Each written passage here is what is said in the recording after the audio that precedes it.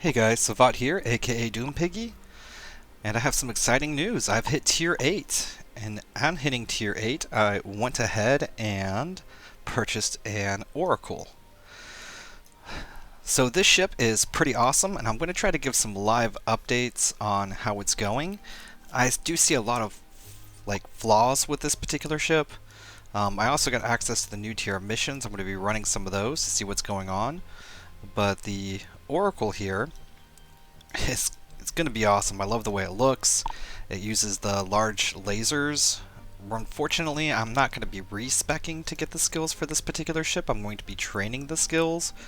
So the skills that really apply to this right now are large lasers. And I right now, just for training today, because I just hit T8 today, I'm going to get the large laser operation, and I got that up to 3. And it is going to be training 4 and large laser upgrade. So those are in my queue as well. I don't know.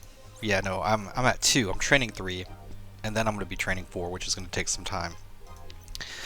Once I do get the skills up on this, it's going to do a whole lot better. But for the time being, I just kind of threw some gear in there. I didn't really want to go all in. The lasers themselves, I got some Ruin large beam lasers on here, and as you can see, my optimal range in this particular fit is 62. Because I don't have the skills, I want to go with the large lasers for the range. Once I do get the skills, I'll check out some of the shorter range laser builds, and we'll have some fun with this particular ship and see what it can actually do. This tracking speed, oh, this is horrible.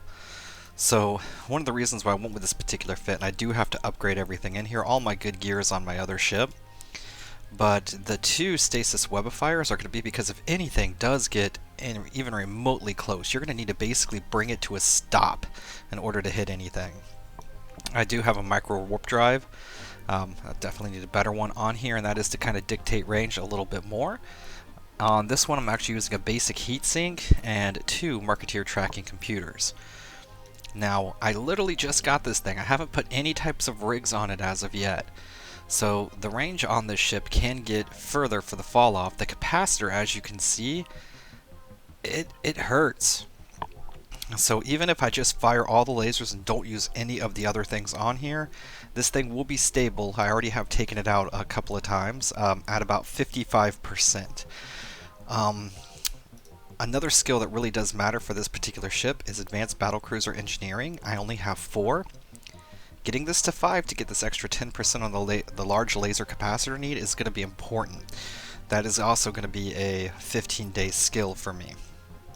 So I want to get some of the lasers trained up first before I get that, but I will be maxing that out to 5 as well. So I'm kind of going to do a kind of, not necessarily a daily, but a report with this ship as I start getting better with it and what actually it can and cannot do. One of the things here, let's go ahead and undock real quick. So when I do take this thing out, I wanted to try to see kind of how much range it could actually get just with this particular fit with no skills. Once we got skills in this thing, oh my goodness, it's gonna be fantastic. But what we can look at here is this is at 62. It's doing about 50% damage at 83, 84.